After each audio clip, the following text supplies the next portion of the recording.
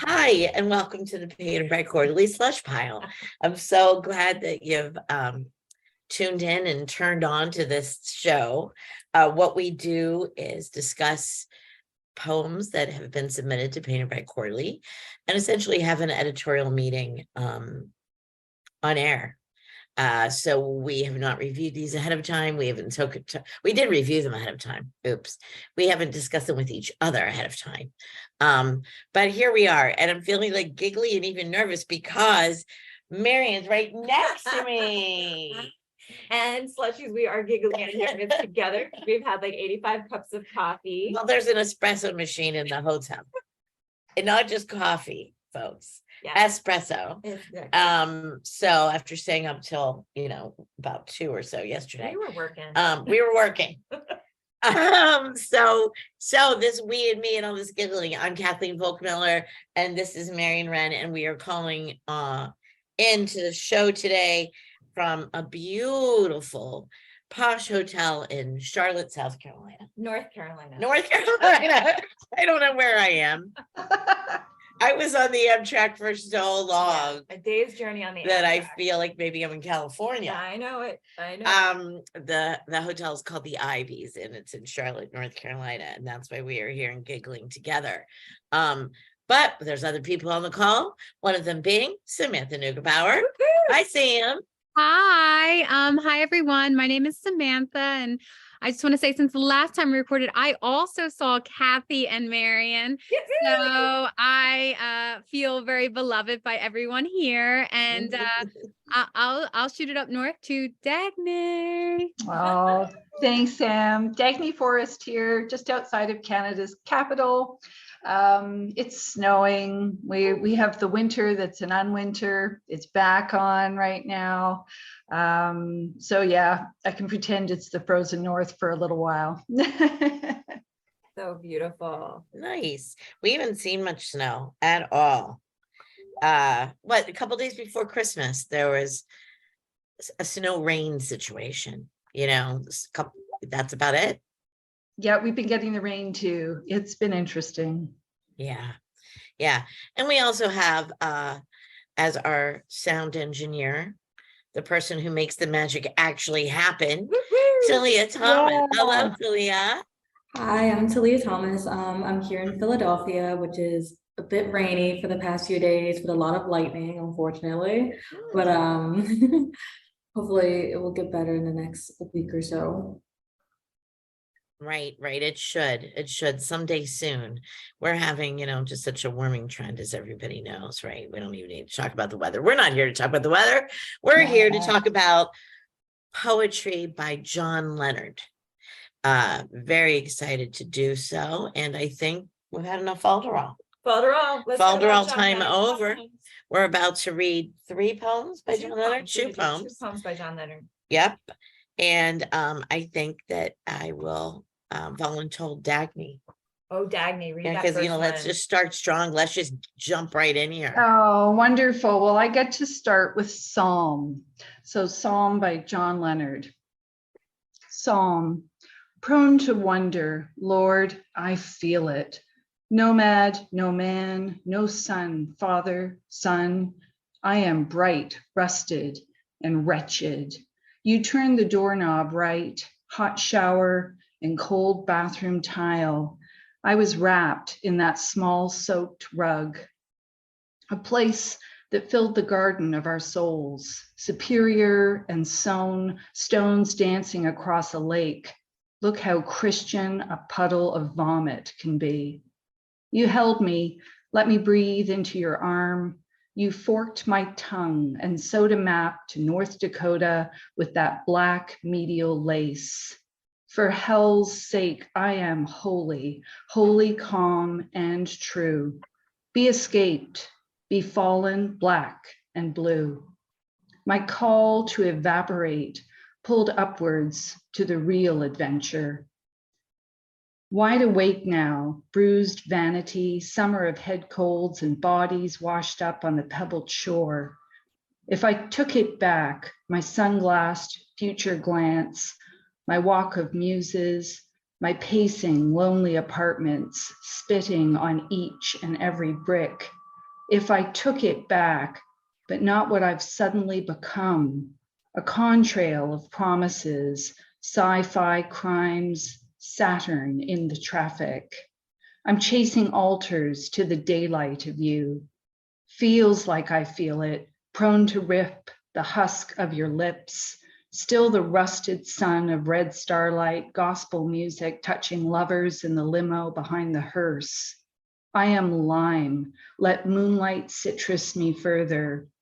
Then Sunday will come and sweep it all away, back into the rose quartz river of a song. Great reading. Well, wow. What a poem. What a poem is What right. a poem. It just goes into the most bizarre and fascinating places, and the language is a delight to like follow on the page too, right? It sounds like rich, but watching the language play on the page is part of the delight, Slushies. So go take a look at this poem too. Yeah, totally agree. And I love that very sort of start, very, very short and sharp kind of beginning, the prone to wonder, Lord, I feel it, no man, no sun, and so on. But then just a few lines in, it all feels like it opens up a little bit and becomes a little bit more generous or something. But I loved that. I loved the way it kind of grabbed me and then and pulled me along. And I love the pauses in the middle, the Caesuras. I think it really requires you to slow down and read it and really savor it all. And the poem is getting longer, right? The lines are getting longer, it feels like, as we go down. And it kind of seems to then be seeping with meaning in the same way almost. It was just a real delight to read. Sam, you said Caesura. I think it's Caesura, and I don't get it. Hey, this is a perfect moment. Let's explain. I think it's Caesura as well. But I don't know what. And yeah. let's explain it to my brother David. Oh, David. Remember, yes. we're gonna do this. Let's poetry Yeah. concepts. Whenever, brother David. right? Whenever we feel we need some more info on a poetry concept, we explain it to my brother David. So, Sam, you said it, so now you got to define it and explain it and everything. All things. Oh, thanks. Oh, well, I was just assuming it was like an Italian Latin root word, and that k sound like cello or whatnot just is how I always say it. But I Right. always say it with a little doubt in my head. It's not- Okay. Okay, can you also explain it? We'll look up the pronunciation. Sure, I'm talking about the break in the middle of a line of poetry. And in this poem, we have several actually from the very start, in the very first line actually.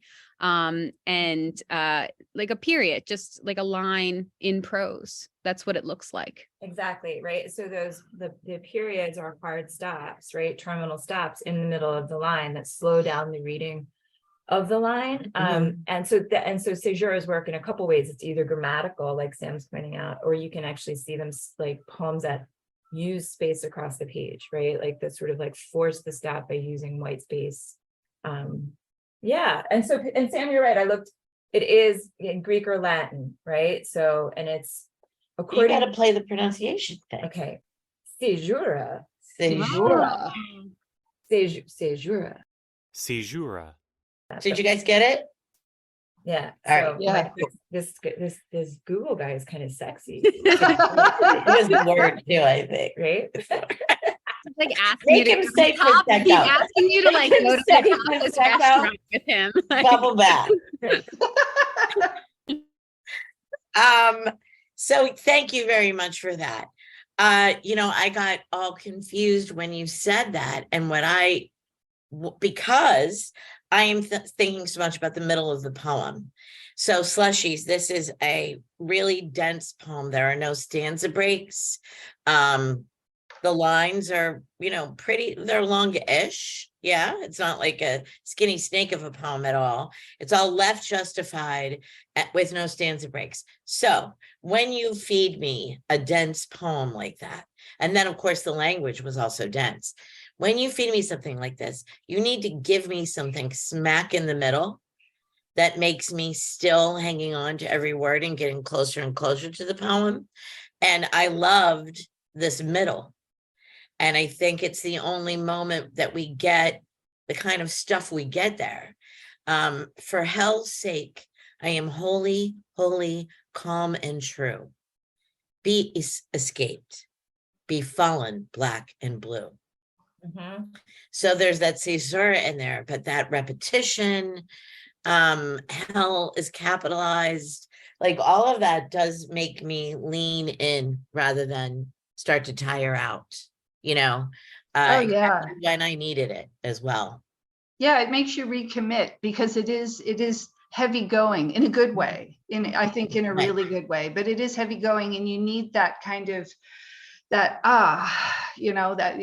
rhyme itself is unexpected, and so it feels good. I also felt that Kathy, like right after that, my call to evaporate pulled upwards to the real adventure. And we have another hard stop in the middle of the line there, followed by wide awake now. For me, that was almost kind of a hinge in the poem.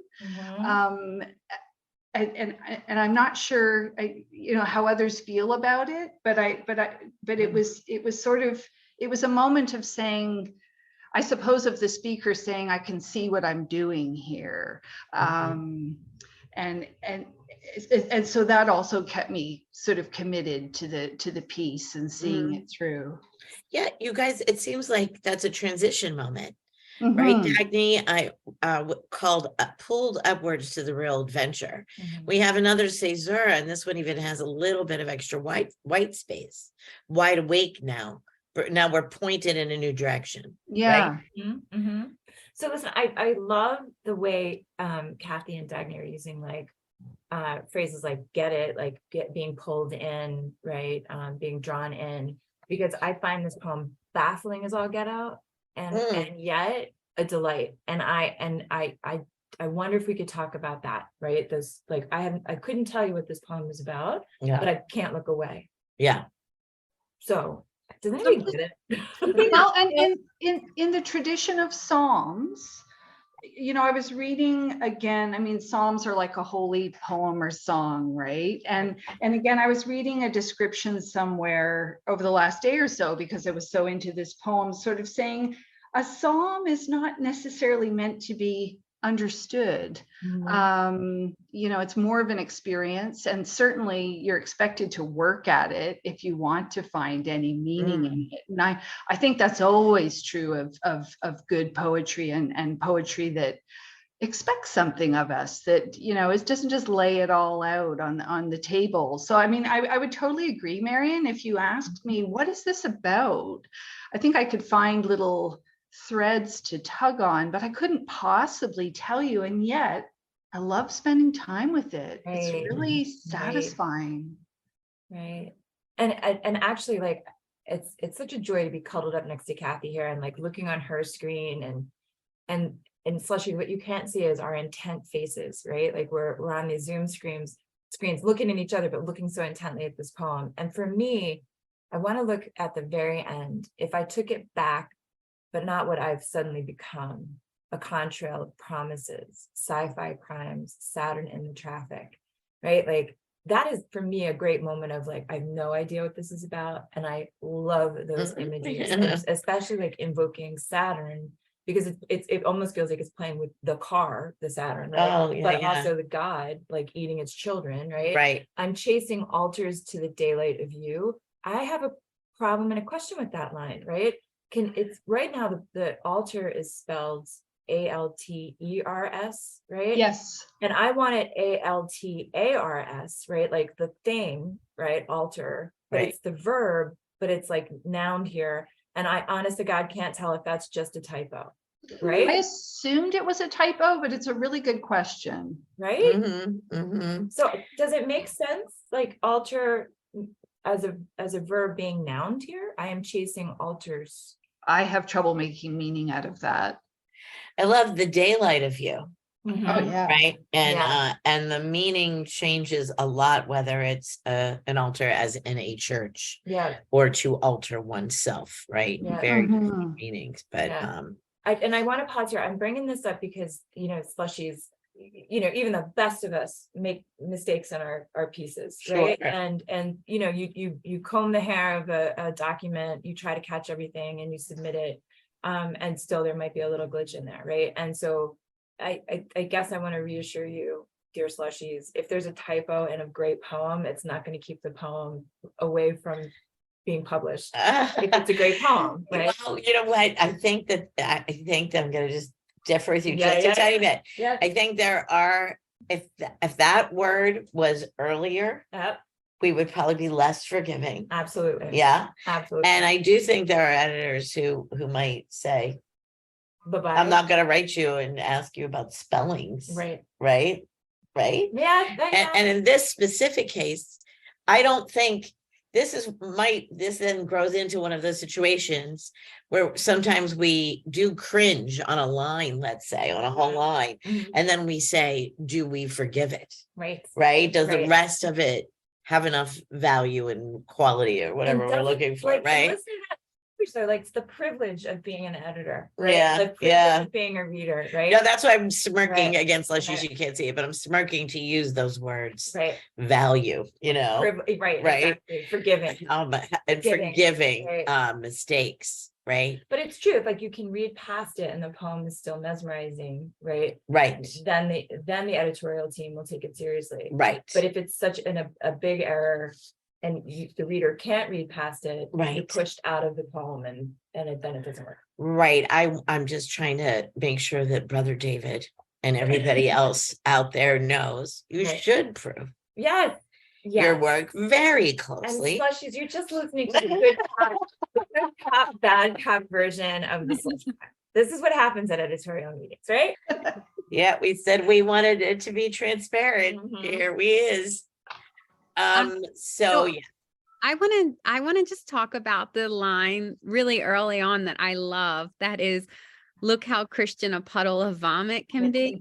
Yes. Oh, And, yeah. I think I'm partial to this right now because I just finished reading Flannery O'Connor's The Violent Bear It Away. And I just love that book. And part of that is looking at the kind of the violent and the ugly and the mysterious parts of Christianity, like the really, really ugly parts, and her kind of disdain with the niceness parts of Christianity. Like, you're not a good Christian if you're just nice to people, basically. And when I see this line with vomit, it's immediately grotesque in that way, right? To think about it. And I just think that sets this up for such an interesting poem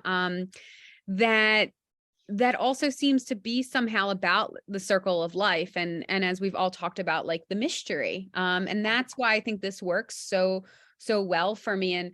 And I was so into it even that I was listening to Dagne read it, and wasn't looking at the word altars, So I think I just want to throw in there that I feel that's a different kind of typo in a way.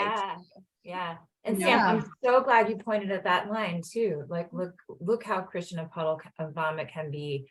Early in the poem, did the very thing that Kathy and Dagne were talking about too. Like, I am so drawn into that because, and I love how you point, like how you describe that as this sort of the grotesquerie, right, of Christianity. Like, fantastic. I have a weird request before we vote. Dagne, can you read it again? I just want to hear it again. That's not a weird request. I think that'll be really pleasurable for all of us. Okay, then I have a pleasurable Sure. request. Okay. Psalm. Prone to wonder.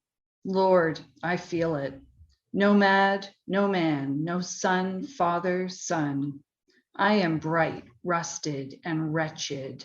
You turned the doorknob right, hot shower and cold bathroom tile. I was wrapped in that small soaked rug, a place that filled the garden of our souls, superior and sown, stones dancing across a lake. Look how Christian a puddle of vomit can be. You held me, let me breathe into your arm. You forked my tongue and sewed a map to North Dakota with that black medial lace. For hell's sake, I am holy, holy, calm, and true. Be escaped, be fallen, black and blue. My call to evaporate pulled upwards to the real adventure. Wide awake now, bruised vanity, summer of head colds and bodies washed up on the pebbled shore. If I took it back, my sunglassed future glance, my walk of muses, my pacing lonely apartments, spitting on each and every brick. If I took it back, but not what I've suddenly become, a contrail of promises, sci-fi crimes, Saturn in the traffic. I'm chasing altars to the daylight of you. Feels like I feel it, prone to rip the husk of your lips. Still, the rusted sun of red starlight, gospel music touching lovers in the limo behind the hearse. I am lime, let moonlight citrus me further. Then Sunday will come and sweep it all away, back into the rose quartz river of a psalm. Dagne, you read that so beautifully. Oh, thank you. Well, thank you, John Leonard. Wow, what a piece. Mm-hmm. And I do like how the poem returns to its beginnings.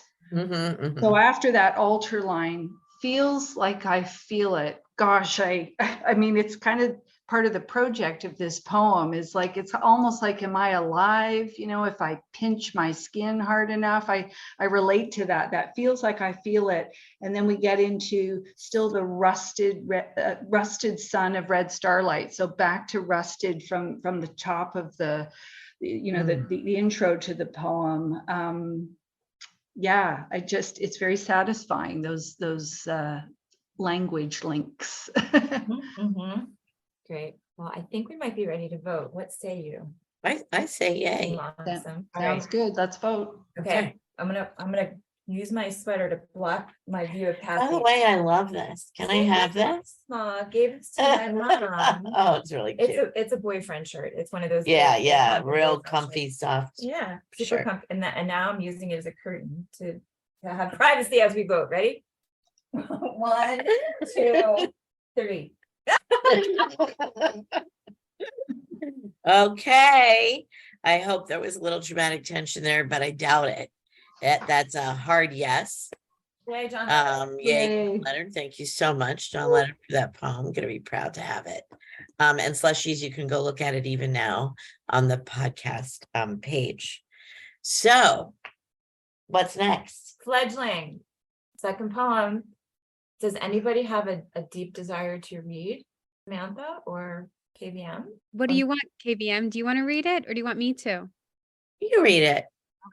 Okay. She'll probably make me giggle in the middle. So, Okay. you know. She'll tickle you. That's the tickle me episode. Get in trouble with that shit. Okay. Fledgling. Waking up to the white bone of dawn, memory of light, half-light of darkness, a daily prophecy of frozen floorboards, this cold, fading silence of Sunday morning, falling like the ash of a 30-year volcanic winter, the way all of our merit would vanish if we gave up, a moment of the day to plunge back into our dreams. Light, now imagined as radiant cloud or burning crown, the slow trudge outside, curse and prayer of woodpile, eastern red cedar still asleep, erasure of termites, black snake of phone line limp with snow, sick fledgling, whose eyes didn't close, not even once throughout the night, who waited out the insectile buzz of street lamps, waited for one final glimpse of flame. Moments now, moments, and the flick of my lighter will catch its eye, the soft glow of cherry, the ritual of my ignorance, the weeks of feeling watched, so full of myself that I thought it must be God. By dusk, one of us dead and the other none the wiser. Oh, that's such a great, Nice. Sam, nicely done. Very nice. Yep, yep. It's interesting how this poem starts with those short lines again and then kind of relaxes into the longer line. It's feeling like a bit of a house style Yeah. for John. Yeah. Well, again, we have no stanza break either. This is shorter. That's right. But it's same kind of density, I say, even though it's shorter. Yeah, and lots of like end stops on the lines, right? Like Mhm. there is enjambment, right? But there's really a kind of finality, right? To many of these lines. Yeah, they're kind of used to underscore. Yeah. And so the scene of the poem for me is like really vividly carved, right? And let me see if I'm getting it, what you guys are getting. Like the speaker is lighting a cigarette, right? And the light of that cigarette is sort of like catching the eye, right, of this fledgling that's perishing, right? And the speaker's imagining that bird like staying awake, right, or keeping its eyes open all night, catching the rise of one more dawn, right, and then it perishes. So there's that sense of like, again, the cycle of life, and the inevitability of death, and the, what can you do, right? Like creatures come and go in that cycle, and then the speaker is witness to it, right? Right. Yeah. Is that where you guys are taking away? The speaker is the one who's none the wiser. Right. So he I'm putting a he on there. I don't know why. The speaker won't know when the fledgling dies, or if it dies or just blew away. Right. So that's kind of interesting.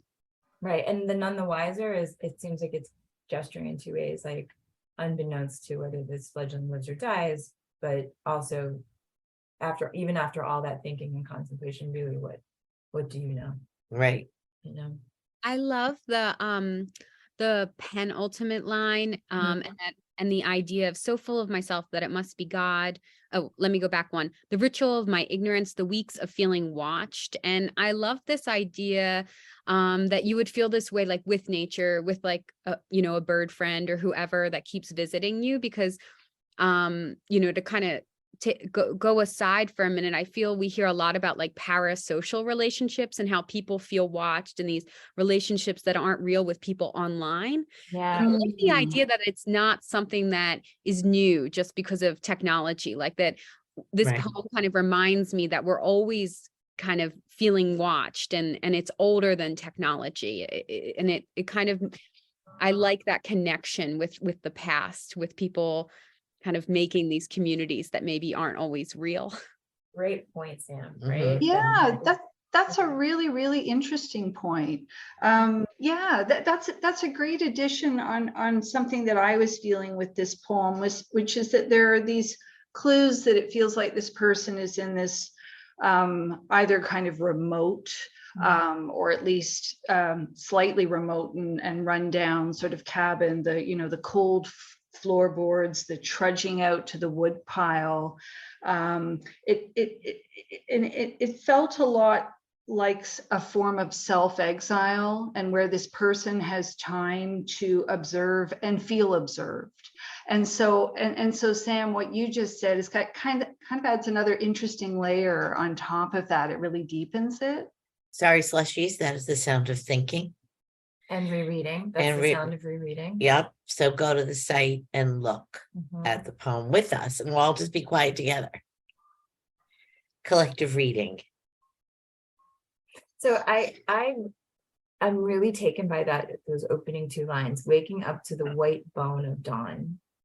What an image, right? And it really captures sort of the light in the landscape, memory of light, half-life of darkness, right? Like, so interesting to think about the way the landscape is being cultivated in the poem, described and rendered, and with like such the light. I like the juxtaposition of that moment before it's fully morning. Mhm. Memory of light, implying, for me at least, I read that like it's not fully light yet. Yeah. It's just the memory. It's cloudy light, Yeah. and then half-life of darkness. Yeah. It's still Yeah. dark too. The I think- two times are I shared. could be wrong, but I think that's actually called civil twilight. Oh, That's- okay. It's actually like a specific moment, and there's a name for like that turning, which is just, Mhm, but mhm. this poem does such a great job of evoking like, I can see that light.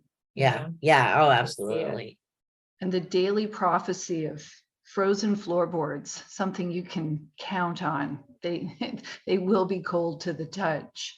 And I guess maybe that's the thing. I'm remembering like Jason's comments sometimes about like symbol systems or image systems in a poem.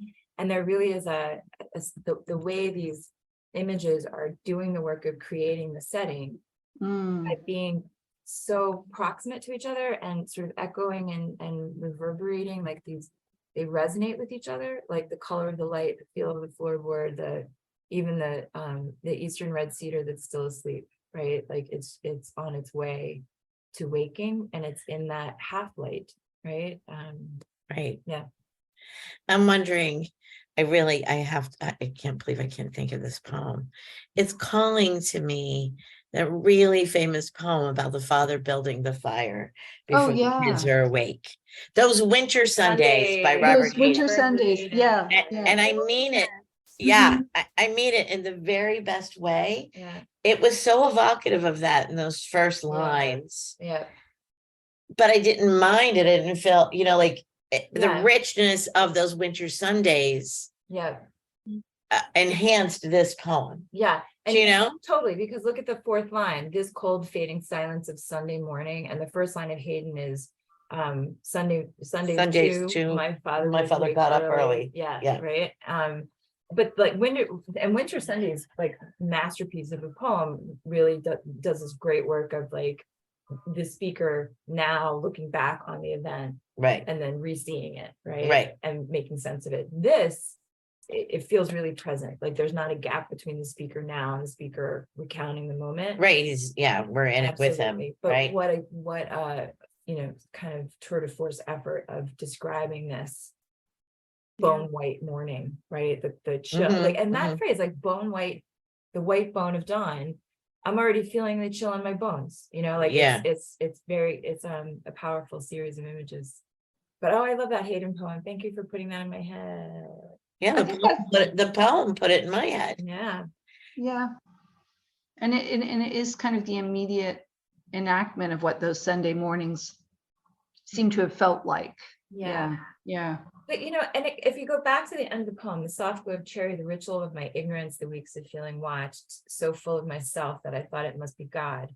By dusk, one of us dead and the other none the wiser, is such a, it's in keeping with that landscape, right? That it doesn't become sentimental and it doesn't redeem anything that's come before it, right?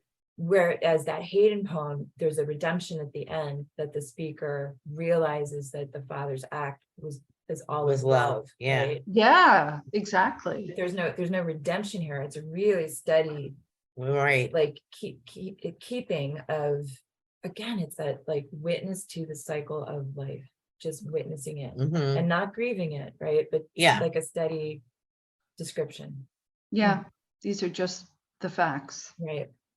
The ritual of my ignorance, I love as well. I mean, I think, I also love the Sunday mornings poem, but this poem also feels like part of Transcendentalists, right? Like it feels part of that lineage, and yet it's not necessarily hopeful in that way either, right? Like they're not actually finding something in nature, in the way kind of that lineage does typically.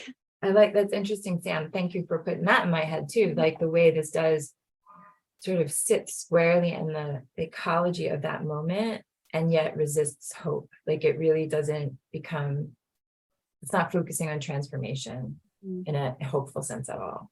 No, it's just ritual of my ignorance, right? It's just, this is what I do. I light my cigarette, I wake up, and I like that a lot. I like that we get to sit with this speaker in this moment, not during like a moment of epiphany or something. Yeah. But the contradiction or the irony is like the ritual of my ignorance, that actually comes at the end of like almost 14 lines of really beautifully described, not ignorant, right? Poetry work of capturing a moment, right? So that's an interesting contradiction, right? That he's both ignorant and extremely observant, right? Yeah. Absolutely. And observant in a way that I feel like I'm reading this and I want to be there. Like I want to live this way. Like it feels instructive in a way that like does feel like something that I want. And then we get to that and there's almost this great humility there. Yeah. That's again attractive. Yeah. And we are alongside for the ritual and the work earlier on in the poem with that slow trudge outside, the curse and prayer of woodpile, which is that, yeah, like you've got to just work to survive every day. You've got to go out, you've got to get the wood, you've got to split the wood, you've got to build the fire, and you'll have to do it again, just like feeding ourselves or anything else. You're going to have to do it again tomorrow and again. Yeah, absolutely. So to quote what Dagne said earlier too about like, I just want to stay with this poem, right? Like there's something about it that again rewards that rereading. And I like Sam's word humility. Yes. Too. Yeah. Absolutely. Yeah, humility rather than like over sentimentalizing it or Right. like landing on a profound, like some profundity, you know. Although I'm gonna steal insectile buzz of street lamps. Oh, you know what? I'll tell you what. I'm just saying. My little house where my mom lives has a back porch. And we sit out there sipping whiskey. Yep. Slushies, get the image. Yep. And when the street lights come on, don't they sound like 100%. 100%. That's why I can't wait to say, Yes. listen to that insectile buzz. Pass the whiskey.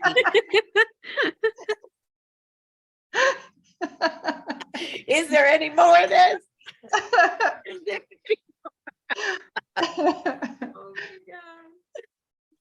Oh boy. Okay. Yeah. All right. I think maybe we should vote. Okay. I vote no. Sounds like a plan. You're supposed to be anonymous. All We right. need some drama. Okay.